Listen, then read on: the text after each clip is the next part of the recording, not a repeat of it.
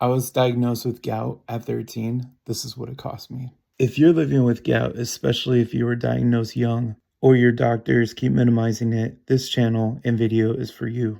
I was diagnosed with gout in the year 2000. I was 13 years old. My first sign of irreversible, uncontrollable tophaceous gout was only a year after. Let that sink in for a second. Gout is supposed to be something that older men get later in life, not a kid who plays sports, not a new teenager who didn't drink alcohol, not a high schooler who barely ate fried foods and was disgusted at the thought of eating organ meats, and whose parents barely allowed junk food in the house. But that diagnosis at 13 years old didn't just give me pain, it changed the direction of my life. And if pediatric gout had been taken seriously back then, my body and my future will look very different from today. When I was diagnosed, my doctors treated me like I was a 50 or 60-year-old man. There's no long-term goal set, no consistent uric acid monitoring. I had only one referral to a child rheumatologist, but they were 2 hours away. That didn't work logistically. My general doctor told me to take indomethacin every single day. That's an NSAID, and taking it daily, especially as a kid, destroyed my stomach. Instead of managing my disease, they just tried to quiet the pain and hope my body would figure itself out because I was young, but it didn't. By the time I hit 15 years old, I was already developing tophi. First it showed up on my ears, then my hands. Eventually it spread to my knees and elbows. That's not normal. That's advanced gout, and no one stopped it. I started missing school constantly, so much that I was almost put into truancy. The disease was progressing in front of everyone, adults, teachers, doctors, but nobody intervened.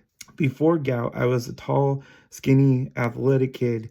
I played soccer, basketball, baseball, and cross-country running. What happened after gout took hold? I gained weight. I lost stamina. By the time I graduated high school, I could barely run a mile under 12 minutes. I didn't stop sports because I wanted to. I stopped because my body wouldn't cooperate anymore. That killed me inside. I even had to decline a football coach urging me to try out because I couldn't walk for weeks. And the unsolicited advice from both strangers and close ones was and still relentless and crazy.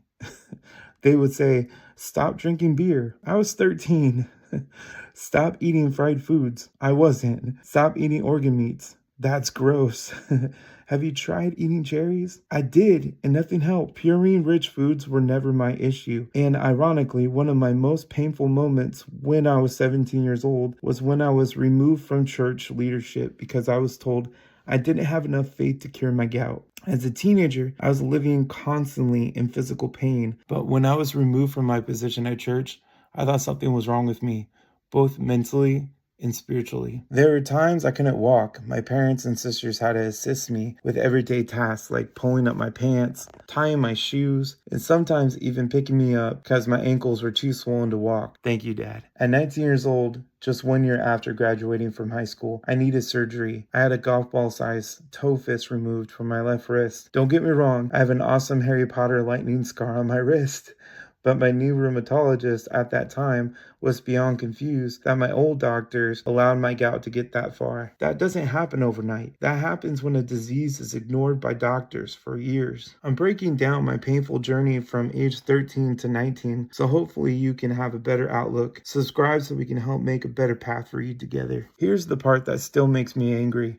I was one of fewer than 400,000 people under the age of 40 with gout in the United States, and it's estimated fewer than 1,000 kids under 18 were diagnosed. I was a massive outlier, but the research already existed. Studies, including pediatric gout research from the 1990s, showed that gout in children is far more aggressive and linked to a shorter lifespan if unmanaged. And in 2025, a major study published in Frontiers in Immunology reinforced that pediatric and early onset gout, aka people diagnosed at or below age 40, is systemic, genetic, and metabolically dangerous, not a lifestyle issue. Simple things could have changed my outcome, like monthly uric acid monitoring, adjusting my allopurinol dosages, and a referral to a rheumatologist for adults who was in my city. But again, none of that happened. My gout didn't come out of nowhere.